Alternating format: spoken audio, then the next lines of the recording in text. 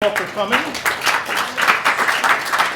I'm going to do a couple of things today. I'm going to go through sort of a recent review of some other people's work, but I'm going to show you some new information as well that's not yet published. It's a manuscript that I have out for peer review. So this is, I gave a short talk on it at the AGU meeting back in December, but this is the first long talk. So it's a bit of a hodgepodge, but bear with me. And the context, of course, is that we want to address global warming. We want to keep the planet well below 2 degrees Celsius above the pre-industrial baseline. That's what the nations of the world agreed to do back in December 2015 in Paris. And I want you to keep in mind that methane is a critical part of that. I believe, and many other people believe, that we cannot reach that COP21 target without reducing methane emissions. Point number one. To remind you, methane is a colorless, odorless gas. You can't see it with the naked eye. It's a very strong absorber of infrared radiation. That's why it's a greenhouse gas. It's more than 100 times more powerful on a weight-for-weight basis in absorbing infrared radiation. And you can see its infrared characteristic here. Here's a natural gas storage tank. You see nothing whatsoever. This is the same tank taken at the same time with an infrared camera tuned to look at the spectrum for methane, and that cloud you see coming out of there is methane gas. So methane leaks, you can't see it with the naked eye. Now methane is an important greenhouse gas, but it's fundamentally different than carbon dioxide, and I want to make sure you all know that and that everyone knows that I said that. So this is a slide I'm borrowing from Drew Shindell, who was on campus a couple of weeks ago. And Drew compared black carbon or soot, methane, and carbon dioxide in terms of their radiative forcing and in terms of their effects on the global climate. So here, at initial time, he's experimentally putting in a equal quantity of these three substances to get the same amount of radiative forcing. The black carbon decays right away. It has no staying power in radiative forcing. Methane decays pretty rapidly. It's got a half-life in the atmosphere of about 12 years, so the influence is over 30 to 40 years, and carbon dioxide is with us for a much longer time, so that's important. If you look at what it does in terms of the temperature of the Earth, because there are lags in the climate system, even though the black carbon is gone right away, it influences temperature of the Earth for a decade or two. And methane influences the planet's temperature for 30, 40, 50 years as it slowly degrades. So not as long as carbon dioxide, but still it's important. And the time frame we're looking at to keep the Earth well below 2 degrees Celsius is the next 20 to 30 years. That we're in a rate to hit that temperature in that time period. Also from Drew Shindell, but from an older paper, 2012. And here they're showing you the temperature of the Earth over the 20th century up to 2011, and then some projections into the future as to what the temperature might do. And again, we want to ideally keep the temperature well below 1.5, but clearly well below 2 degrees Celsius. If we had started reducing carbon dioxide emissions back in 2011, because of the lags in the climate system, that is what the temperature would do. We'd blow right through those gradients. If we did nothing at all, that's what the temperature will do. These lower two curves are what happens if you reduce methane emissions and black carbon or soot emissions, either with or without carbon dioxide. So the point is, in order to slow the rate of global warming on the short term and reach this COP target, you've got to reduce methane emissions.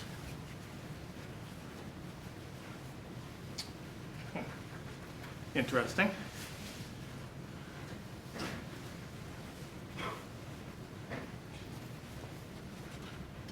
I'm not quite sure it was missing. It wasn't missing before, but anyway, well, I'll move on. This is also adapted from the lecture that Drew Shindell gave last month. And Drew pointed out that in addition to methane being an important component of global warming, it's not as worrisome as carbon dioxide, although its climate damage is real enough. But because of the influence methane has, particularly in catalyzing ground-level ozone formation, methane has fairly large and very large effects on health, human health, and on crop damages, much larger than carbon dioxide. So again, from Drew's talk, he calculates that for each megaton of methane, if you were to reduce methane emissions, you would save this many lives, you would reduce crop problem losses by this amount, you'd slow global warming by that amount, you'd save this amount of money. And he very quickly summarized that in a social cost of carbon. And usually people think about carbon dioxide when they talk about the social cost of carbon.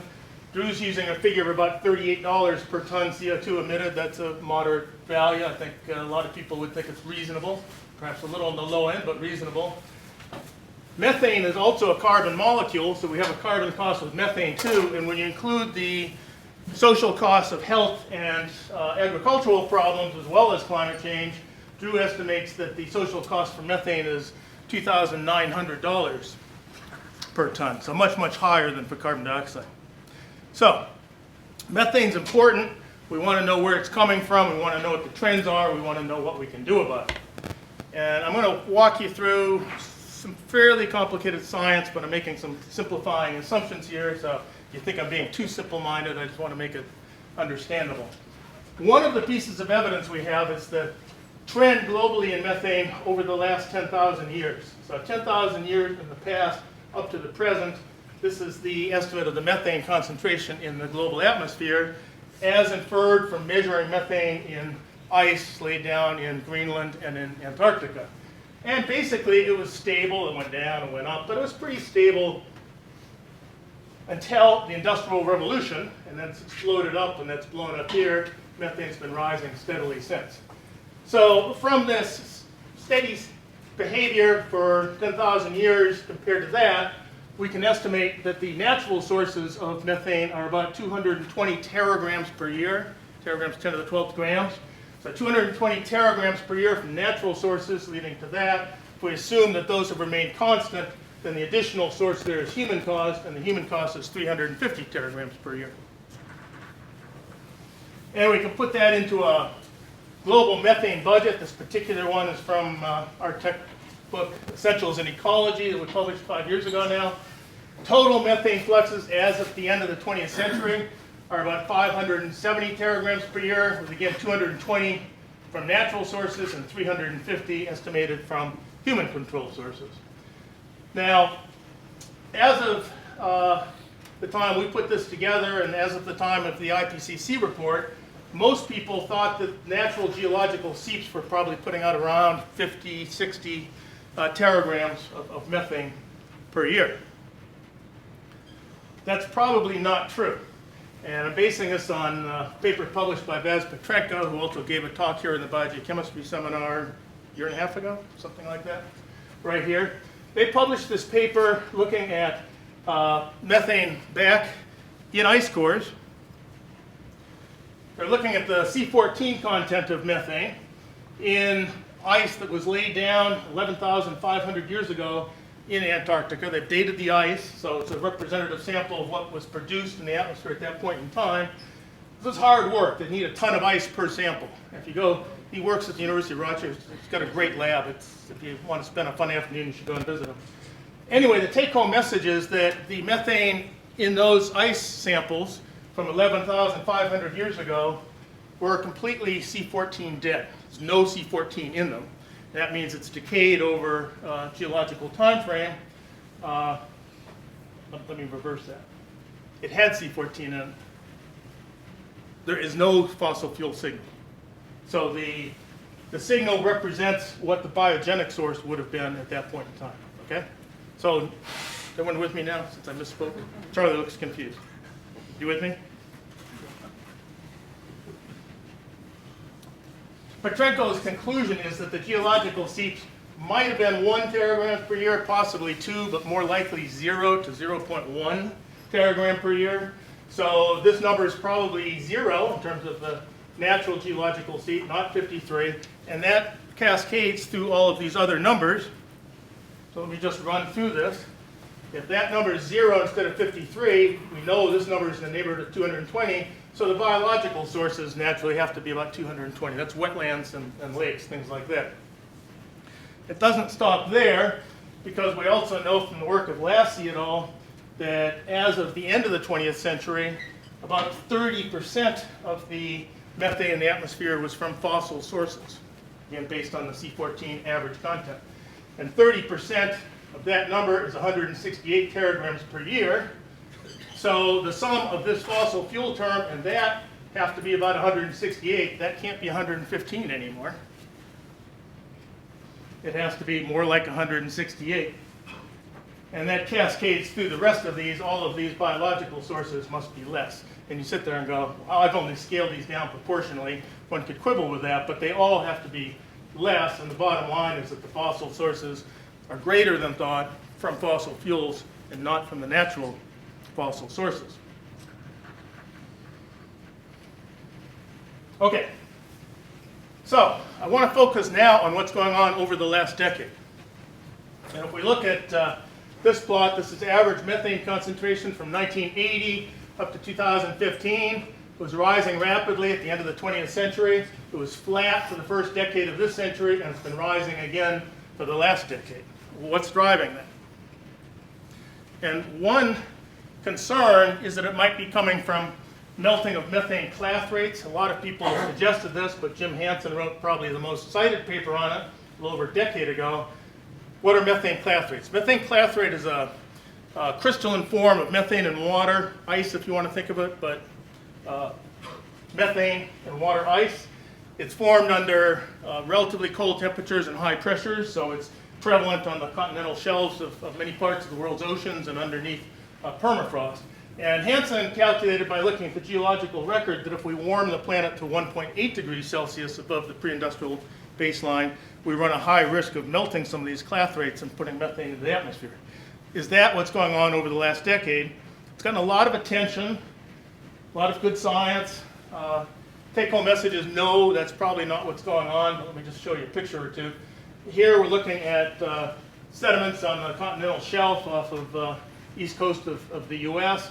Those bubbles you're seeing are methane. They're coming from melting of clathrates. So methane clathrates do melt, but there's no evidence that the rate of melting has increased. It's a natural process. And another example, this is on the continental shelf off of state of Washington. Sonar now, we're seeing a plume here of methane rising up. As you can see, it actually doesn't reach the surface. The methane is dissolving into the water. It's being consumed by bacteria. As far as we can tell, methane clathrates melting are not yet influencing the global atmospheric methane. That's good news. There's a lot of monitoring and satellite data to back that up as well. So people also worry about melting of permafrost and all. We are melting permafrost, but as far as we can tell, that has not yet had an influence on the global methane. That may change as we start warming the planet more, but so far that's not what's driving the recent increase. So what is driving the recent increase? And what most people think is it's animal agriculture, and most people think that because of a really high visibility paper that was published 3 years ago this month in Science and got a huge amount of press attention, Schaefer et al. They said that most likely it's biogenic, very unlikely to have much of a fossil fuel component, and it's probably from cows. They're basing that now on the stable carbon isotopic composition of methane in the atmosphere over time, not the radiocarbon I talked about before, but the stable carbon isotopic composition. And it's I'm convinced they're wrong, and I think most people think they're wrong, but it's a compelling paper, and it's an interesting pattern. So bear with me while I explain what they did. Again, this is the increase in methane in the atmosphere over time. This is the average C13 content of that methane globally over time. So when the methane concentration was rising in the 20th century, the C13 level was becoming more enriched in C13. It's becoming heavier. When the methane concentration was constant, the stable isotopic composition of the methane was constant. And when the methane has started to rise again over the last decade, the stable carbon content went in the opposite direction of here. So obviously, whatever's driving this increase is not the same as what's driving that increase. That's the argument, right? And it has to be true. What's going on? Basically what they've done, I've switched in another paper here because the Schaefer paper, which came out in March of 2016 in Science, was sort of preempted by a Schwitzky et al. Paper that came out in Nature in October of 2016.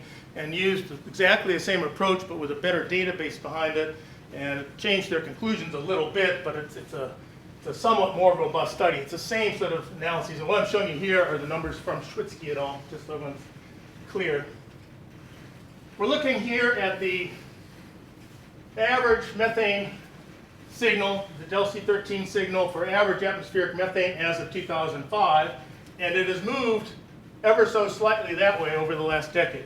Nowhere near as much as that arrow suggests, but in that direction. It's moved from there to there. So what would do that?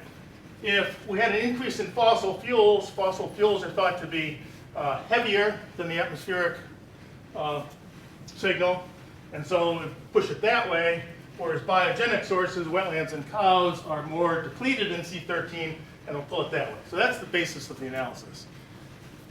Move this way, it's got to be over here. It's probably not wetlands, it's probably cows.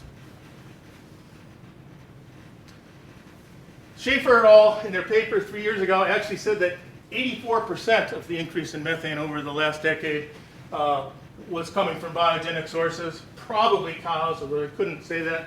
And then they said, you know, this is really unexpected, given the recent boom in unconventional gas production, shale gas that is, and reported resurgence in coal mining in the Asian economy. So I agree it's not expected, and I think it's, well, I'm convinced it's wrong, and I'm hoping I can convince you it's wrong.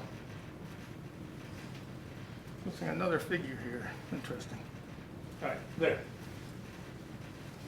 So, one piece of evidence is that satellite data, in this case Turner et al., part of his PhD thesis from Harvard, looked at changes in methane over the United States between 2010 and 2014, and they inferred a big increase in the methane emissions over the United States. From the satellite data, they said 30 to 60% of the global atmospheric methane increase over that time period is coming from the United States. Now, a lot of people disagree with this paper, I will say, but a lot of people agree. And I'm not a satellite guy, and so I don't really know. But if you agree with this, it argues against cows being much of a source, because over the last decade or so, cow numbers have been going down in the United States. They haven't been increasing. They're unlikely to be an increased source. If you look at global data on cows and cattle over the last decade, they are absolutely flat. They've gone neither up or down, but it's unlikely, I think, to be the major source simply because of the information on cows and cattle. And there's a very nice paper, Warden et al., published late in 2017, where they pointed out one significant things that those earlier papers, Schaefer et al. And Schwitzky et al. Overlooked, and that is biomass burning. Biomass burning, forest destruction, doesn't put a huge amount of methane into the atmosphere, but it puts some methane into the atmosphere, and it has a C13 signal that is quite enriched relative to these other sources. It's heavy. So biomass burning can have a disproportionate effect on this. And what Warden et al. Did, Schwitzky and Schaefer et al. Were aware of that, but they just said biomass burning was probably constant over time. What Warden et al. Did was go back and look very closely at global trends in biomass burning, and biomass burning was not constant over time. It decreased over the last decade, and in fact it resulted in what they consider to be a decrease in 3 teragrams of methane per year. So if there's less methane going in from biomass burning, that will move the atmospheric signal that way, even if the other sources are the same. And they recorrected for that. And this is from their paper. I've just simplified it. The plots are theirs, but I've cut out some of the extraneous information. So what are we looking at? We're looking at estimates for the rate of global increase in methane from the period of 2001 to 2006, and then comparing it with the period of 2007 to 2014, increases in teragrams per year. And on the top would be changes due to fossil fuels, and on the bottom are changes due to biogenic sources such as cows and wetlands. On the left here are the estimates actually from that Schwitzky et al. Paper, Nature, from the fall of 2016. And what they're saying is that the increase is about 17 teragrams from biogenic sources such as cows, and probably only 7 or 8 from fossil fuels. The original Schaefer-Ull period had something that was about half of that and far, far higher there. So the better data set from Schwitzky already makes a difference. But when you throw in the fact that the biomass burning decreased, it changes it. So now Warden is saying it's about 12 or 13 from biogenic source and 16 or so from the fossil fuel source. So qualitatively different. Fossil fuels seem to be the biggest source. One more step, and this isn't published, but this is from the paper I have up for review at the moment, and that is how shale gas may have influenced this. So just to remind those of you who don't think on a daily basis about shale gas, which is probably a very small part of this audience. Shale gas is the methane that you release from shale formations when you use high volume hydraulic fracturing and high precision directional drilling down through these shale formations. You break up the rock, the methane goes to the surface, that's shale gas. Conventional natural gas is the methane that's trapped in these sort of geological structures, and you just put a well down and take it up, right? Well, shale gas really was a non-phenomenon in the 20th century. It's exploded in the 21st century, and particularly in the last decade. So here's U.S. natural gas production through 2018. This slide's a little misleading. It's from the Department of Energy, but the scale here is 20, not 0. So the conventional natural gas is bigger than it seems. But conventional gas production is going down. Shale gas is increasingly important. It's now a majority of the natural gas production in the United States. If we look at that globally, this is the global production of all natural gas, and this is the global production of shale gas up through 2017, and projections from the International Energy Agency as to what will happen in the future. Shale gas is expected to become increasingly important. As of this time, there's been about of the increase in natural gas production globally, almost 2/3 of that is due to the increase in shale gas production. So it's a big, big change. And it's mostly a North American phenomenon, largely United States. Since 2015, there's been some production in China, but there was none prior to 2015 or 16. So let's take a closer look at that methane, and oversimplifying a little bit for my geological friends, sorry about that. But you can think about conventional natural gas as being the methane that's trapped in these geological structures due to the methane that originated in shale formations and then migrated through sandstone and permeable media of that sort over geological time and then it's trapped there, right? The shale gas is what's trapped here behind and never leaves. As that methane migrates over millions of years, a significant amount of it is consumed by sulfate-reducing and iron-reducing bacteria, and that causes fractionation. There's actually quite a literature on this. So that the methane that is here is heavier than what originated here, substantially. And just to show you some data on that, here's one review paper on the stable carbon composition of methane, and also looking at methane compared to ethane and higher weight hydrocarbons. The traditional natural gas would be out here. All of these samples, which are taken, some of these are coal gas seams, some of them are shale gas seams, they tend to be far more depleted, lighter. And again, that's to be expected because it hasn't had the consumption that the conventional gas had over geological time. So, if we throw that into the calculus, the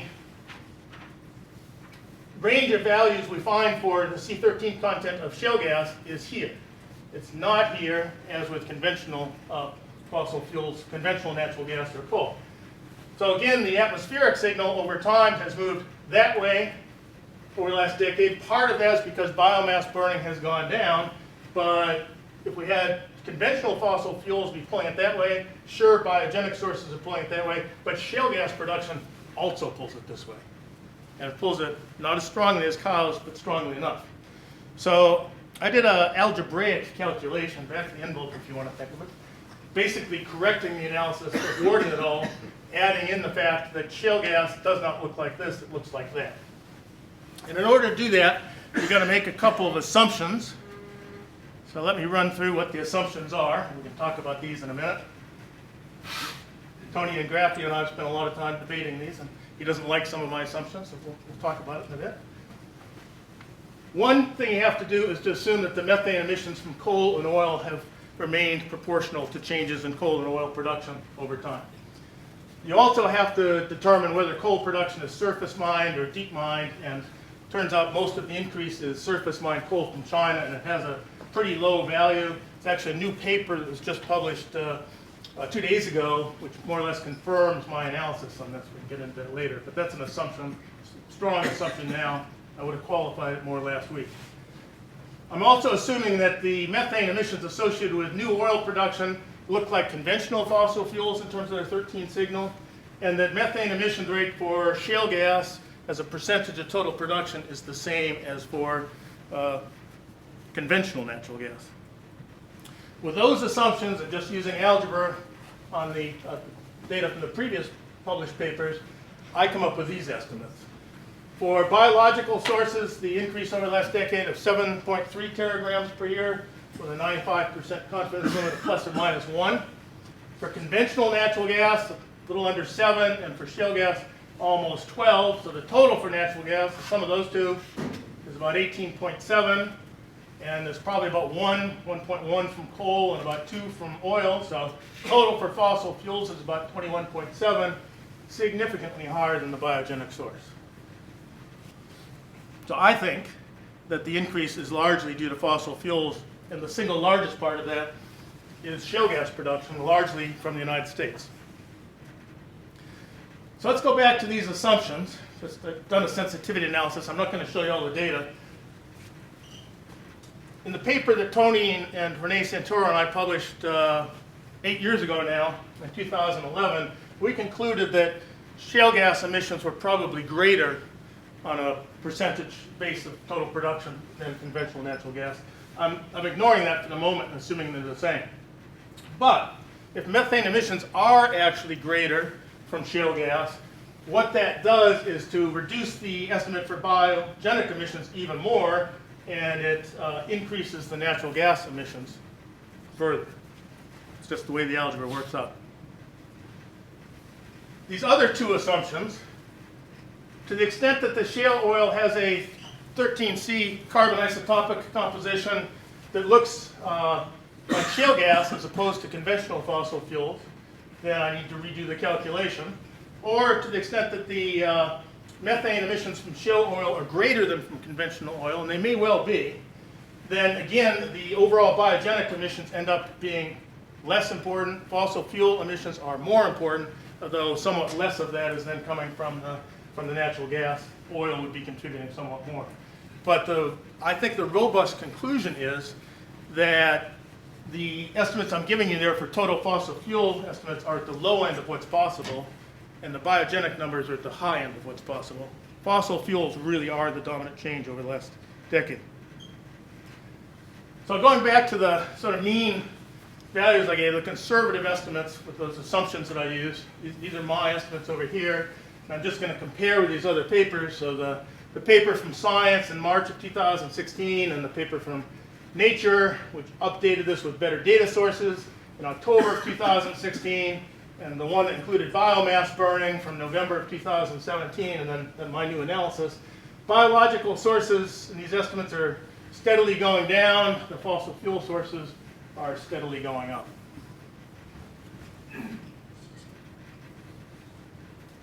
So if I go back to my global budget for what methane emissions look like at the end of the 20th century, and I update it to what things looked like in 2015, this is a pretty robust number. The overall emissions are higher by about 26 teragrams per year. So we know that. There's no evidence that the natural numbers have gone up, so it's an increase in the anthropogenic sources. The biomass burning has probably gone down by 3, which means these other numbers have had to go up cumulatively by 29 teragrams per year. And the numbers I've just given you, which I think are conservative, suggest that most of that is from the oil and gas industry, a little tiny bit from coal, and a non-trivial amount, but not a dominant part, from animal agriculture. And I want to come back to Drew Schindel's social cost of carbon and put that in context. This increased flux of 21 teragrams per year if methane has a social cost of $2,900 per ton, works out to a total of $600 billion over the decade, or $60 billion per year. These are non-trivial costs, largely in human health and in lost agricultural productivity.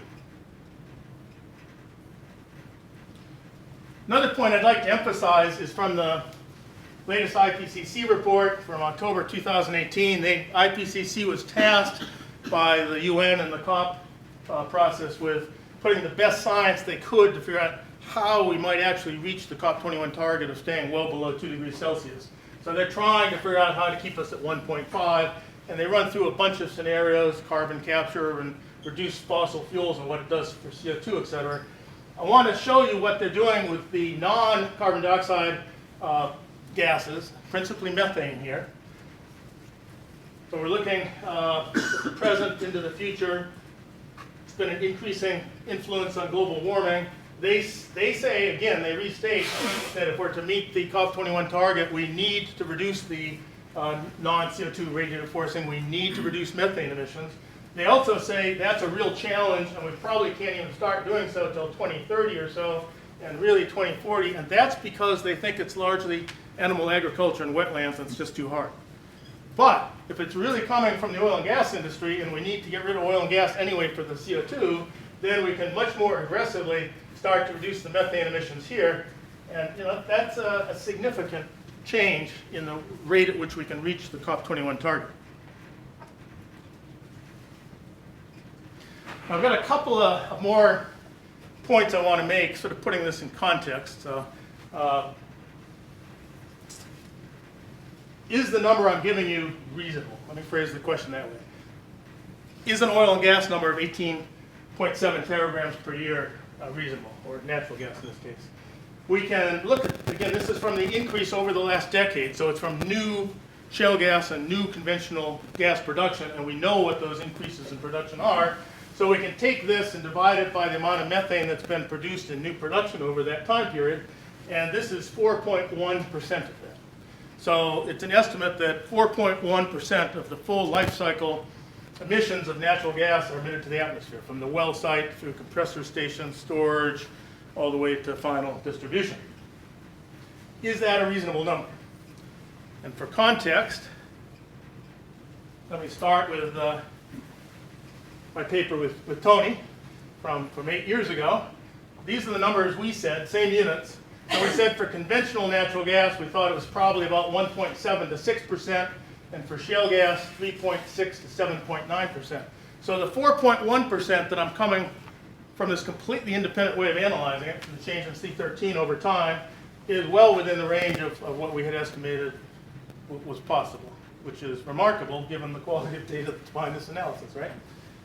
I want to just go in a little bit to the sensitivity analysis I alluded to before, because if instead of assuming for the analysis as your primary assumption that methane emissions are the same percentage for shale gas and conventional natural gas, if I instead assume that shale gas emissions are about 50% higher as a percentage of production, which is what we concluded in this paper, redo the analysis, then I would come out and say that over the last decade from C13 data, 3.4% is an emission rate for conventional natural gas and 5.1 for shale gas. And again, solidly in there. So there's no way to distinguish between here. This is a under-constrained problem. But these numbers are reasonable in terms of what we did there. Another way to look at it, this is one of my favorite studies, Miller et al. Back in 2013. They looked basically at the end of the 20th century across the United States to look at what emissions were, and I won't go into the detail of this. It's based on a lot of observations and an inverse model comparing to the EPA inventory for where things ought to come from.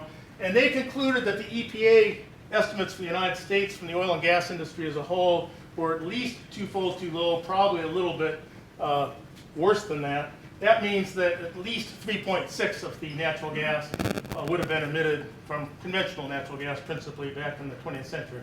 So again, compared to my numbers of 3.5, 4.1, something like that. It's pretty reasonable.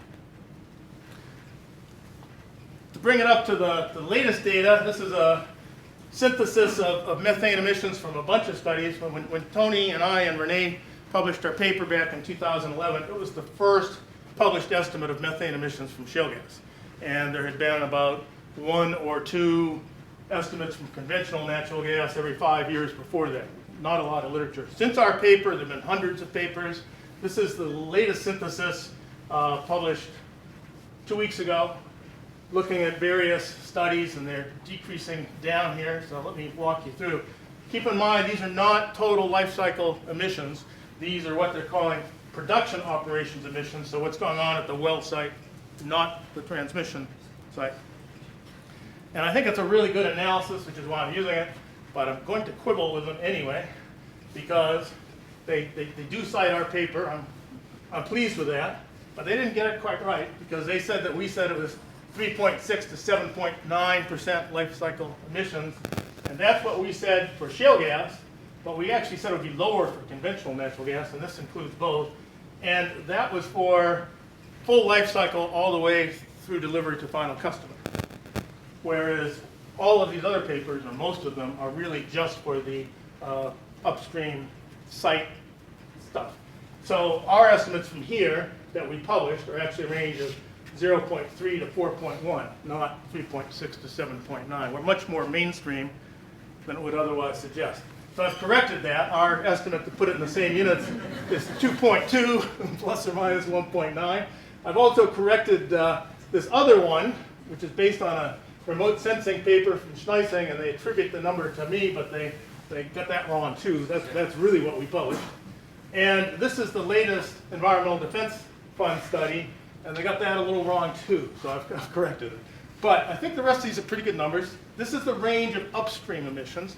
And again, how does that compare with my total estimate?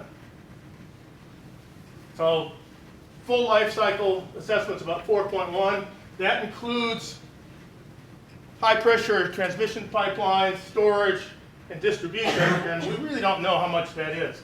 But in the paper with Tony, we said it was probably 2.5% plus or minus 1.1%. And if that's true, then our production estimate, if you take this minus that, then my production estimate for the C13 number is about 1.6. It's solid in here. It's a very reasonable number. That's what I want you to get home. There's nothing outrageous. Be high about our number. Can I ask you a question about Sure. the top number? This one? That was the leak in California, right? That predates that, actually. It's way back in 2013. And I think they're being unfair to Pyschel, too, but I'm not sure. I didn't go back to the paper. I think that includes a lot of other stuff going on in Los Angeles. It's not really upstream. But didn't they have until very recently a big plume of methane coming out? I'll show you that in a minute, actually.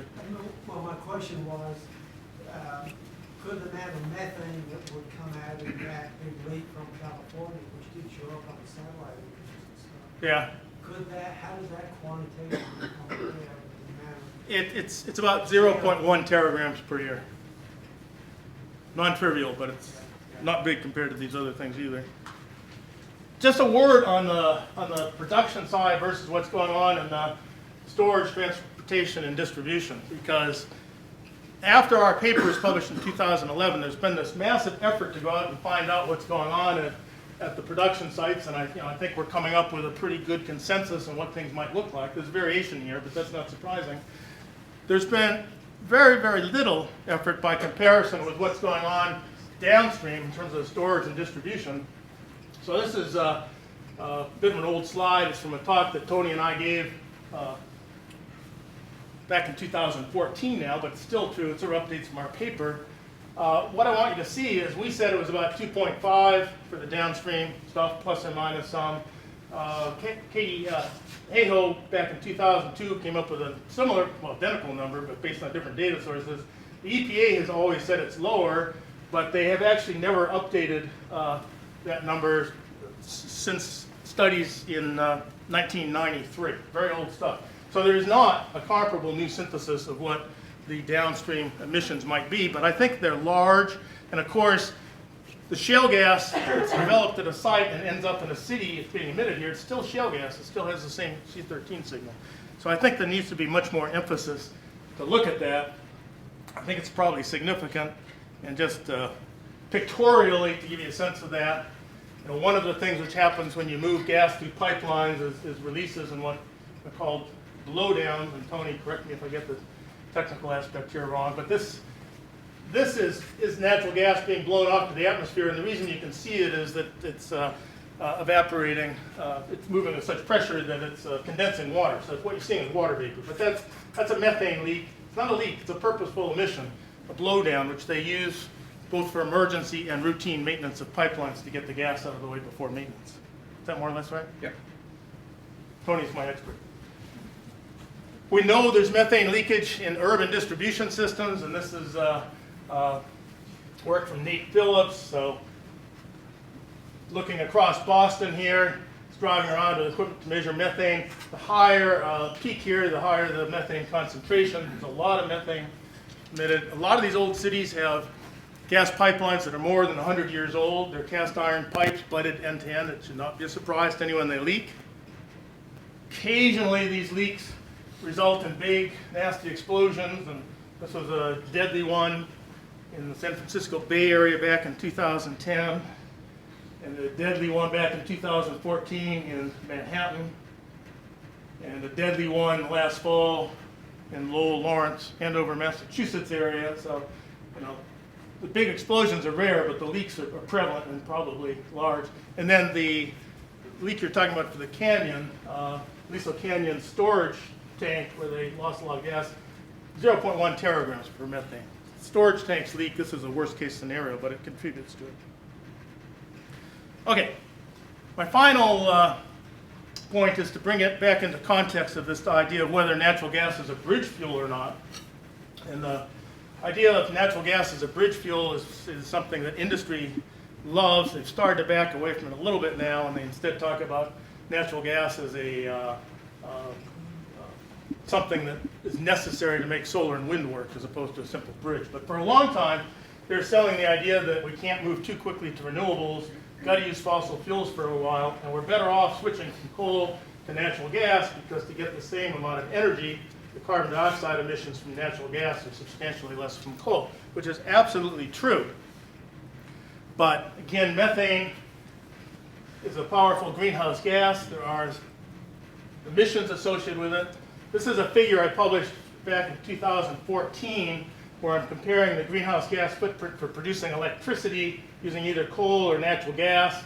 Here, this is the CO2 component, and that's the methane component. And I was using an estimate published in Science by Brandt et al. At that time. I now think that's a little high. If we use the new estimate I'm getting from the C13 data globally of 4.1, it'd be about there. But still, the greenhouse gas footprint from natural gas is worse than from coal. And one final way to look at this is in terms of what we can call the break-even points. How much methane can you afford to leak before the climate benefit of lower CO2 emissions is overridden by the methane emissions? And Alvarez and others, Environmental Defense Fund, published a way to think about this back in 2012. They call it the technology warming potential. And for time zero, for the technology warming potential, which I would have a hard time explaining even if I had the time, to be honest, so bear with me. But they use that to calculate what the break-even point might be. And they say, I'm correcting here for using better radiative forcings than they had because the IPCC updated it. But basically, their approach would say that for electricity generation, coal has a lower greenhouse gas footprint than natural gas, but methane leakage is higher than that. In other words, if the methane leakage rate is below 2.7%, then natural gas is desirable. If it's higher than that, it's not. You're better off with coal. That's for electricity production. They also went through cars, and for cars, looking at natural gas instead of gasoline. You know, the industry would like us to use natural gas as a transportation fuel because they're looking for markets. They want to sell more. The break-even point here is 1.4%. If the overall system leakage of natural gas is greater than 1.4, you're better off using gasoline as opposed to natural gas for car transportation in terms of its greenhouse gas consequences. For large truck transportation, it's even worse. If the natural gas leakage rate is greater than 0.8%, you are better off using diesel rather than natural gas for truck transportation. That's all that Alvarez and all did, but Bongyi Hong and I took it a little bit further and we looked at domestic hot water heaters. And here the comparison is you're heating your hot water either with a natural gas tank, storage tank in your basement, or you're using an air source heat pump with electricity that could be coming from coal or natural gas. It really doesn't change this calculation. If the natural gas leakage is greater than 0.3%, you are better off using the heat pump instead of natural gas. And finally, this is unpublished, but I used the online calculator that Bong Yi-hong wrote, and it's available on our lab website, so you can play around if you like. If you compare residential space heating, ground source heat pumps versus using natural gas in your home, the break-even point for natural gas leakage is 0.2%. In order to make natural gas an acceptable bridge fuel for heating one's homes, we would need to reduce the methane emissions to below 0.2%, and that is simply not possible. So, I'm going to end there. I think the trend in C13 in methane over time globally gives a lot of information. Obviously, there are a lot of assumptions in there, and it's, you can see from the going from the Schaefer to the Schwitzky to the Warden et al. Paper to what I've done that the assumptions matter, but nonetheless it provides a constraint on what could be going up relative to other ways we look at this. My conclusion would be that the global increase in methane over the past decade is driven primarily by the oil and gas industry, with shale gas in the United States being the #1 thing. And so natural gas is no bridge fuel, and we really need to get rid of all fossil fuels as quickly as we can. With that, I will take questions.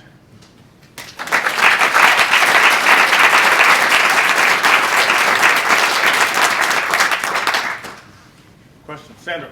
Just a clarifying question. The 4.1, is that for all natural gas or just shale gas? The 4.1 would be for all natural gas, and that assumes that the percent emissions per production are the same for conventional gas as for natural gas. If shale gas actually has a larger percentage emission, and there's reasons to think it could, then it changes the algebra a little bit, and then you'd end up with a number that's higher for shale gas and lower for conventional gas. So there's some flexibility. 4.1 is an average number. So that doesn't take into account that as time goes by, the proportion of wells that are fracked versus conventional have changed? No, and this is an average value for a 9-year time period, is what it is. So 4.1 average over 9 years for all forms of extraction? Globally, yep, exactly. And obviously there's uncertainty associated with that, but it's tighter than you might think. The assumptions are tricky, but the uncertainty in the math is pretty low.